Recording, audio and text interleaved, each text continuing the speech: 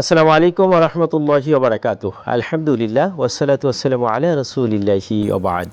সুপ্রিয় দর্শক, স্বাগত জানাচ্ছি সিনবাদ রিসোর্ট গ্রুপ আলোকিত পথে আজকের পর্বে, powered by Beacon, co sponsor BRB, BSI, Islami bank, Al Arafah Islami bank, Pubali bank, Al Arafah Hajj group এবং ডগমা হসপিটালের সৌজন্যে দর্শক সুন্দর আয়োজনে আমরা পবিত্র কোরআনে কারিম থেকে তেলাওয়াত এবং ইসলাম এবং জীবন ঘনিষ্ঠ বিভিন্ন গুরুত্বপূর্ণ বিষয় নিয়ে আলোচনার অবতারণা করে থাকি।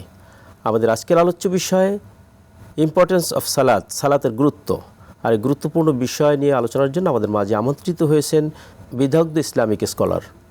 প্রথমে রয়েছেন জনাব মুফতি মোহাম্মদুল্লাহ আজাদি, বিশিষ্ট ইসলামিক স্কলার। আসসালামু আলাইকুম রহমতুল্লাহ। ওয়ালাইকুম আসসালাম। মোহতারাম, কেমন আছেন? আলহামদুলিল্লাহ, ভালো আছেন? আলহামদুলিল্লাহ। এরপরই রয়েছেন মাওলানা মিজানুর রহমান মাজহারি, বিশিষ্ট আলেম দ্বীন।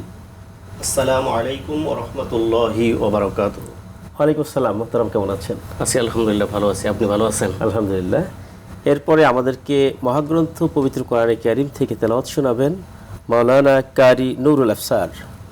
আসসালামু আলাইকুম ওয়া রাহমাতুল্লাহি ওয়া বারাকাতুহু।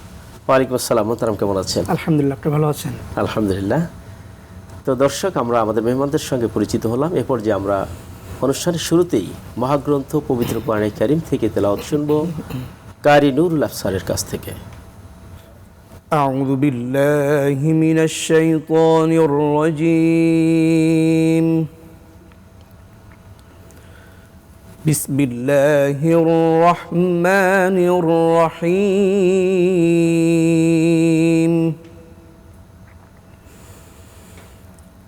يا أيها الإنسان ما غرك بربك الكريم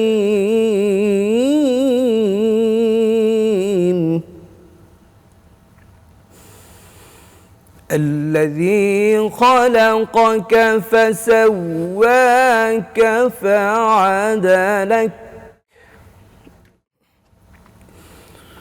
في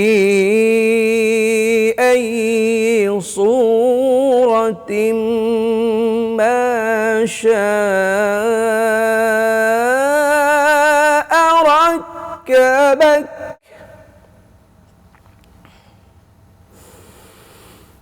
كلا بل تكذبون بالدين وإن عليكم لحافظين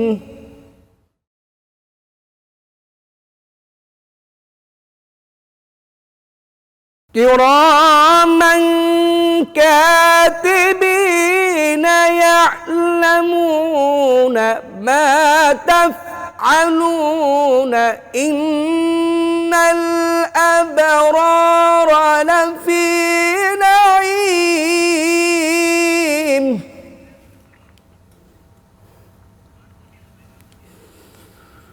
إن الأبرار لفي نعيم وإن الفجار لفي جحيم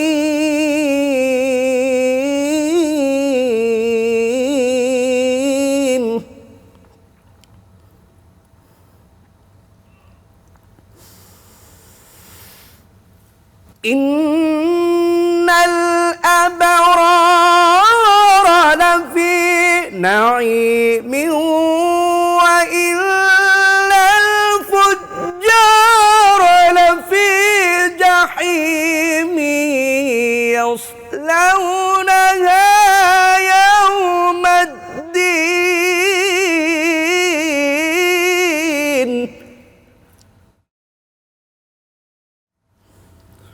وما هم عنها بغائبين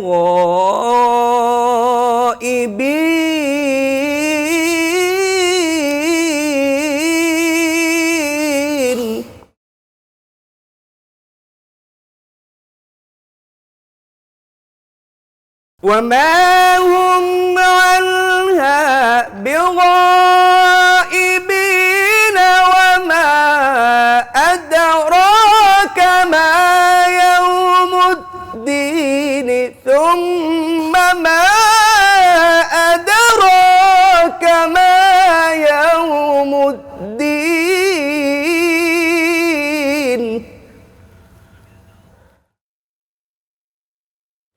يوم لا تملك نفس لنفس شيئا والأمر يومئذ لله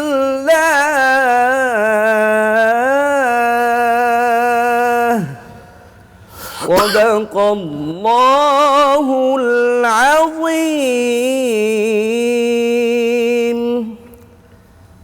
দর্শক, কারি সাহেবের সুললিত কণ্ঠে মহাগ্রন্থ পবিত্র কোরআনে কারীম থেকে তেলাওয়াত শুনলাম। এ পর্যায়ে আমাদের আজকের আলোচ্য বিষয় ইম্পর্টেন্স অফ সালাত। আর এই গুরুত্বপূর্ণ বিষয় আলোচনার জন্য প্রথমেই আমরা যাব মাওলানা মিজানুর রহমান জাহারি। আসলে সালাদটা আমাদের জন্য অত্যন্ত গুরুত্বপূর্ণ। ইসলাম গ্রহণ করার পরে তার একজন মুসলমান মুমিনের জন্য সালাদটা অবশ্যকীয় হয়ে যায়। বলা হয়েছে as-সালাত ওয়া ইমাদুদ্দিন। সালাদকে বলা হয়েছে যে দ্বীনের খুঁটি। খুঁটি ছাড়া যেমন কোনো কিছুই স্থাপন করা যায় না, এরকম সালাদ ছাড়া একজন মুমিন, একজন মুসলমান, সে তার ইমানি চেতনাটাকে সে প্রতিষ্ঠিত করতে পারে না। আমি বলবো অবশ্যই সালাতের গুরুত্ব অপরিসীম। সালাত আমাদের মুমিন হিসেবে আমাদেরটা আদায় করা অত্যন্ত জরুরি এবং অত্যন্ত প্রয়োজনীয় বিষয়। রাসূলুল্লাহ সাল্লাল্লাহু আলাইহি ওয়াসাল্লাম বলছেন, বাইনা রুজুলি ও বাইনাল কুফরি তারকুস সালাত। নামাজ ত্যাগকারী মানুষটাকে কাফের পর্যায়ে নিয়ে যায়। যদিও শরীয় কাফের হয় না, কিন্তু কাফেরের পর্যায়ে। তো উলামায়ে মুমিন এবং কাফিরের মধ্যে পার্থক্যের একটা পার্ট হলো যে সালাত। যেমন নবী করিম সাল্লাল্লাহু আলাইহি ওয়াসাল্লাম আরেকটা আয়াতের মধ্যে বলছেন যে ইন্নাল আহদাল্লাযী বাইনানা ওয়া বাইনাহুমিস সালাত মান তারাকাহা ফাকাদ কাফারা। যে ব্যক্তি কাফের এবং মুসলমানের মধ্যে পার্থক্যকারী আমল হচ্ছে সালাত। যে ব্যক্তি সালাতকে পরিত্যাগ করলো সে যেন কুফরি করলো। আপনি চমৎকার করে বলছেন। এখান থেকে আমরা আপনার কাছে পড়বো, আমরা আপনার কাছে জানবো। মোহতারাম তো আলোচনা করছিলেন, তো এটার পার্ট বাই পার্ট যে আপনি what is the importance of সালাত, সালাতের যে গুরুত্ব এবং তাৎপর্য রয়েছে, এটা যদি বিস্তারিত আপনি বলতেন। মুসলমানের জন্য ইমানের পরে সবচেয়ে গুরুত্বপূর্ণ ইবাদত হচ্ছে সালাত। পবিত্র কোরআনুল কারীম আল্লাহ পাক বিভিন্ন জায়গায় ইমানের পরেই সালাত শব্দটা এনেছেন। যেমন সূরাতুল বাকারার 3 নম্বর আয়াতে আল্লাহ বলছেন, আল্লাযীনা ইউমিনুনা বিল গায়বি ওয়া ইউকিমুনাস সালাহ। আগে ইমান কথাটা বলেছেন যে অদৃশ্যের উপরে যারা ইমান রাখে এবং যারা সালাত আদায় করে। এখানেও আল্লাহ পাক ইমানের পরে সালাত শব্দটা এনেছেন। গুরুত্ব অবশ্যই রয়েছে, যার কারণে ইমানের পরপরই সালাত শব্দটা এসেছে।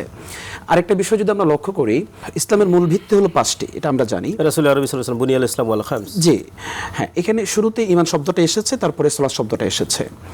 তারপর আরেকটা বিষয় যদি আমরা খেয়াল করি যে নবীজি সাল্লাল্লাহু আলাইহি ওয়াসাল্লামের কাছে যারা নাকি ইসলাম ধর্ম গ্রহণ করেছে, এরপর পরে কিন্তু নবীজি নামাজের জন্য তাগিদ দিয়েছে। একজন মুসলমানের জন্য ইমানের পরপরেই গুরুত্বপূর্ণ ইবাদত সালাত। সূরাতুল আনকাবুতের 45 নম্বর আয়াত আল্লাহ যেটা বলছেন, ইন্নাস সালাতা তানহা আনিল ফাহশাই ওয়াল মুনকার। অত্যন্ত সুন্দর চমৎকার আয়াত। আল্লাহ এখানে বলছেন যারা নাকি সালাত আদায় করে এরা অশ্লীল এবং অন্যায় কাজ থেকে তারা বিরত থাকতে পারে। তো এখন বিষয় হচ্ছে যে যেখানে আমরা অন্যায় থেকে বিরত থাকার জন্য অনেক চেষ্টা করি, হচ্ছে না, সেখানে এটার জন্য বড় ওষুধ হচ্ছে সালাত। সালাত আদায় করলে সমস্ত অন্যায় থেকে আল্লাহ সুবহানাহু ওয়া তাআলা আমাদেরকে বিরত রাখবেন ইনশাআল্লাহ। আমাদেরকে আবার এখানে অনেকে প্রশ্ন করে যে আসলে এখানে আল্লাহ পাক বলেছেন নামাজ পড়লে সমস্ত অন্যায় থেকে বিরত থাকা যায়, কিন্তু আমরা নামাজ পড়েও তারপরও অন্যায় করছি। মোহতারাম, আপনি চমৎকার করে বলছিলেন। দর্শক, আলোচনার পর্যায়ে সময় হলো একটু বিরতির, ফিরছি একটু পরেই, ততক্ষণ আমাদের সঙ্গেই থাকুন।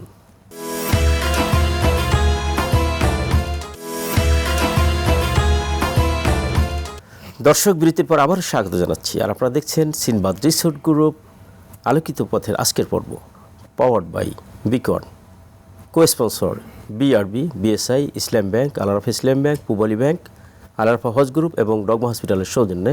মোহতারাম, আপনি তো আলোচনা করছিলেন, আমরা আপনার কাছে আসবো। আমরা আপনার কাছে জানবো যে what is the impact of সালাত, সালাতের প্রভাব, যে আমাদের সমাজ জীবনের প্রভাবটা কীভাবে পড়ে। মোহতারাম অনেক সুন্দর করে বলছিলেন, যে আসলে সালাতের যে বিষয়টা বলেছেন, ইন্নাস সালাতা তানহা আনিল ফাহশাই ওয়াল মুনকার, যে আমাদের সমাজে যে অন্যায় অনাচার রয়েছে, খারাপতা রয়েছে, এটার দূরীকরণের একমাত্র উপায় হচ্ছে সালাত। আমরা যতই চেষ্টা করি না কেন, এই সালাত ব্যতি রেখে আমাদের সমাজের অন্যায়, অশ্লীল, খারাপতা এগুলো আমরা কিছুতেই কিন্তু দূর করতে পারি না। আর সলাৎটা আমাদেরকে একত্রিত হওয়ার শিক্ষা দান করে, সলাৎটা আমাদেরকে নিয়ম শৃঙ্খলার শিক্ষা দান করে। 5 টাইমস হ্যাঁ। নির্ধারিত সময় নির্ধারিত নিয়মে নির্দিষ্ট সময় নির্দিষ্ট নিয়মে, তারপর নির্দিষ্ট তাসবিহ তাহলিলের মাধ্যমে সিস্টেমটা আমাদেরকে হ্যাঁ, শিখাচ্ছে, আমাদেরকে শিখাচ্ছে। পরিপূর্ণ রুলের মধ্যে নিয়ে আসছে। জি জি, এটা নিয়মানুবর্তিতা শিক্ষা দেয়। নিয়মানুবর্তিতা শিক্ষার অন্যতম একটা বিষয় হলো সালাত। কিয়ামতের ময়দানে সর্বপ্রথম সালাতের হিসাব হবে আগে।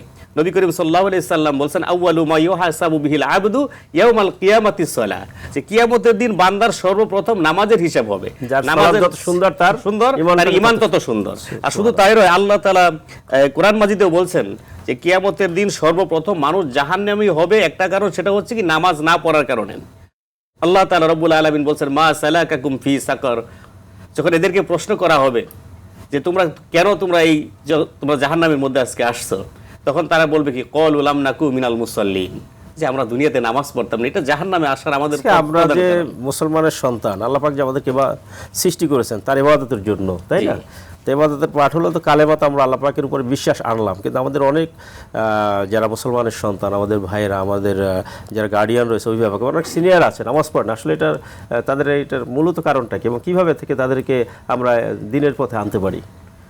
এটার আমি যেটা উপলব্ধি করতে পারি সেটা হচ্ছে আমাদের মধ্যে ধর্মীয় জ্ঞানের কমতি থাকার কারণে কিন্তু আমরা অনেকেই নামাজের জন্য আগ্রহী আমাদের হচ্ছি না। সৃষ্টির উদ্দেশ্যটা সম্পর্কে আমরা জানি না। না, আমাদের সৃষ্টি আল্লাহ তাআলার গোলামি করা যে আমাদের উদ্দেশ্য, এবং আল্লাহ তাআলার কোথায় যেতে হবে আমাদেরকে। আর বলা হয়েছে যে ইমানের যে 3টি স্তর রয়েছে, আল ইমান ইকরার বিল লিসান, তাসদিক বিল জানান, আমাল বিল আরকান, যে জবানে বলা, অন্তরে বিশ্বাস করা, কাজে পরিণত করা। এই কাজে পরিণত, এটা নামাজের মাধ্যমে এটাকে একটা কাজে পরিণতির একটা প্রথম ধাপ আমরা বলতে পারি। যে আমি আল্লাহ তাআলাকে বিশ্বাস করি, অন্তরে সেটাকে আমি ধারণা করি, কিন্তু বাইরে সেটা যদি ফোকাস হয় না।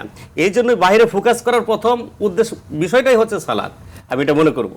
তাসবিহ তো ভিতরে যাই হোক ভিতরে, কিন্তু একমাত্র সালাত হলো কি আপনাকে যে আপনি মুসলমান, এটা ফার্স্ট আর কি পরিচয়টা করে দেয়।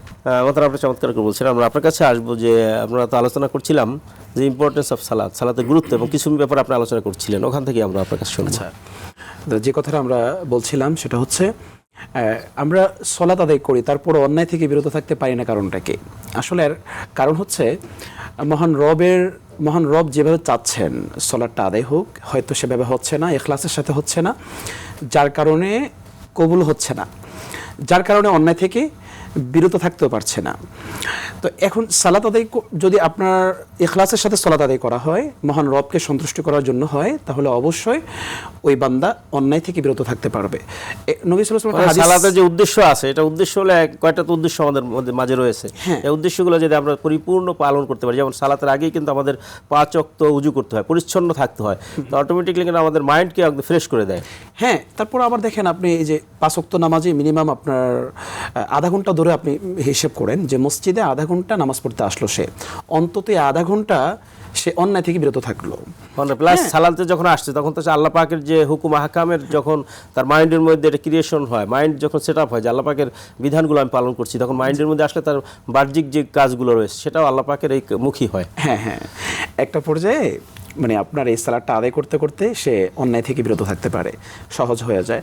রাসূলুল্লাহ সাল্লাল্লাহু আলাইহি ওয়াসাল্লাম একটা হাদিস, এটা আমাদের প্রসিদ্ধ হাদিস, আমরা সকলে জানি, ছোটকালে আমরা পড়েছি, মিফতাহুল জান্নাতিস সালাহ, যে নামাজ হচ্ছে জান্নাতের চাবি। এখন আমরা জান্নাতে যাওয়ার অনেক অধিক আগ্রহ আমাদের, তাই না? আমাদের সমাজে যেতে চায় জান্নাতে, জান্নাতের আগ্রহী সবারই আছে। হ্যাঁ আছে, কিন্তু সালাত আদায় করবে না। এখন চাবি যদি আপনার কাছে না থাকে আপনি যাবেন কিভাবে? হ্যাঁ, সেটা চিন্তা করি না আমরা। আরেকটা হাদিস হচ্ছে হযরত আবু হুরায়রা রাদিয়াল্লাহু তাআলা আনহু থেকে বর্ণিত, তিনি বলেন যে নবীজি সাল্লাল্লাহু আলাইহি সাল্লাম বলেছেন যে দরজার সামনে একটা নদী আছে। হ্যাঁ, এই নদীতে যদি কেউ 5 বার গোসল করে, হ্যাঁ, সাহাবায়ে কেরামদেরকে জিজ্ঞেস করছে আর কি, যে 5 বার গোসল করে তার কি শরীরে ময়লা থাকবে? তো সাহাবায়ে কেরাম বললেন যে না, প্রশ্নই আসে না, ময়লা থাকবে না। হ্যাঁ, ময়লা থাকবে না। তখন নবীজি বললেন যে ঠিক তদ্রূপভাবে 5 ওয়াক্ত সালাত যদি কেউ নিয়মিত আদায় করে, তাহলে আল্লাহ সুবহানাহু ওয়া তাআলা ঈমান এবং ইহতিসাবের সঙ্গে পরিপূর্ণ আল্লাহ পাকের উদ্দেশ্য করে, তাহলে তার ভিতরে আত্মিক যে পবিত্রতা, ইন্টারনাল যে রিফ্লেকশন, একদম নেসেসারি যে মোতাহার পবিত্রতা, সমস্ত অন্যায়গুলো আল্লাহ পাক ধুয়ে মুছে সাফ করে দেন এবং তাকে আল্লাহ পবিত্র করবেন, তার মধ্যে মাইন্ডটা আল্লাহ পাকের দিকে নিয়ে আসবেন। হ্যাঁ, তারপরে সূরা মুমিনুর দিকে তাকান আপনি, সূরা মুমিনুন আল্লাহ যেটা বলছেন যে কদ আফলাহাল মুমিনুন আল্লাযীনা হুম ফি সালাতিহিম খাশিউন। তো এখানে মুমিনরা সফল হয়েছে, সফল কাম হয়েছে। এরা কারা? 7টি গুণ। 7টি গুণের শুরুতে আল্লাহ পাক সালাতের কথা উল্লেখ করেছেন, আল্লাযীনা হুম ফি সালাতিহিম খাশিউন, এবং 7ম নাম্বার যে গুণ সেখানেও সালাতের কথাই বলেছেন। তো এটার ফায়দাটা কি হবে? যে কেউ যদি সলাত আদায় করে, এই 7টি গুণ যারা অর্জন করবে, 7টি গুণের মধ্যে কিন্তু সলাতটাও রয়েছে, এই গুণগুলো যারা অর্জন করবে, উলাইকা হুমুল ওয়ারিসুন আল্লাযীনা ইয়ারিসুনাল ফিরদাউসা হুম ফিহা খালিদুন। বলে একটা সন্তান, বাবা মারা যাওয়ার পরে সন্তান যেমন নাকি তার সম্পদের অটোমেটিকলি মালিক হয়ে যায়, ঠিক তদ্রূপভাবে যারা এই গুণগুলো অর্জন করে মারা যাবে তারা অটোমেটিকলি জান্নাতের মালিক হয়ে যাবে। সুবহানাল্লাহ, সুবহানাল্লাহ। আপনি চমৎকার করে বলেছেন। আমরা সর্বশেষে আপনার কাছে আসবো, আপনি যেটা বলছিলেন আর কি, যে সালাত আমরা কিভাবে আমাদের ভাইদেরকে আমরা কিভাবে আমরা কামব্যাক করাতে পারি। এখানে আমাদের সালাতের ক্ষেত্রে আমাদের দাওয়াতের কোনো বিকল্প নেই। আল্লাহ তাআলা রব্বুল আলামিন বলছেন যে কু আনফুসাকুম ওয়া আহলিকুম নারা, তুমি নিজে জাহান্নামের আগুন থেকে বাঁচো, তোমার পরিবার পরিজনদেরকেও জাহান্নামের আগুন থেকে বাঁচাও। এখানে যদি আমি নামাজ পড়ি কিন্তু আমার ছেলে মেয়ে পড়ে না, আমার ভাই পড়ে না, আমার বিবি বাচ্চা পড়ে না, এটা যদি হয় তাহলে আমি তো তাদেরকে জাহান্নাম থেকে বাঁচানোর জন্য কোনো চেষ্টাই করতেছি না। এই জন্য আমাদের কাজ হলো নামাজের দাওয়াত তাদের মধ্যে বেশি বেশি করে প্রচলন করা, নামাজের জন্য ডাকা তাদেরকে। একটা হাদিসের মধ্যে আসছে, সহিহ হাদিসের মধ্যে, যদি কোনো ব্যক্তি কোনো মানুষকে নামাজের জন্য ডাকে তাহলে আল্লাহ তাআলা রব্বুল আলামিন সে নামাজে আসলে বা নামাজ না পড়লেও আল্লাহ তাআলা ওই আহ্বানকারীকে নামাজের সওয়াব আল্লাহ তাআলা তার আমলনামায় দান করেন। সুবহানাল্লাহ, সুবহানাল্লাহ। এটা অত্যন্ত ফজিলতপূর্ণ একটা বিষয়। এই জন্য আমাদের উচিত হলো কি, যে আমরা নিজে নামাজ পড়ব এবং কি অপরকেও নামাজ আমরা পড়াবো, এবং কি আমার আল্লাহ তাআলা বলছে আকিমুস সালাত, তোমার নামাজ প্রতিষ্ঠা করো।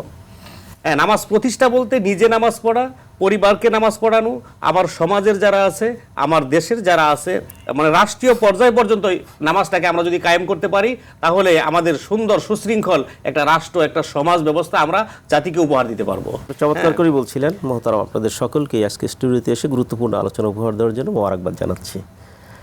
তো আসলে যদি আমরা আল্লাহ রাব্বুল আলামিনের এই বিধান সালাতকে যদি পরিপূর্ণ আমরা জীবনে বাস্তবায়ন করতে পারি তাহলে আল্লাহ রাব্বুল আলামিন আমাদেরকে বারাকা দান করবেন, একটি সুন্দর সমাজ, একটি রাষ্ট্র গঠিত হবে।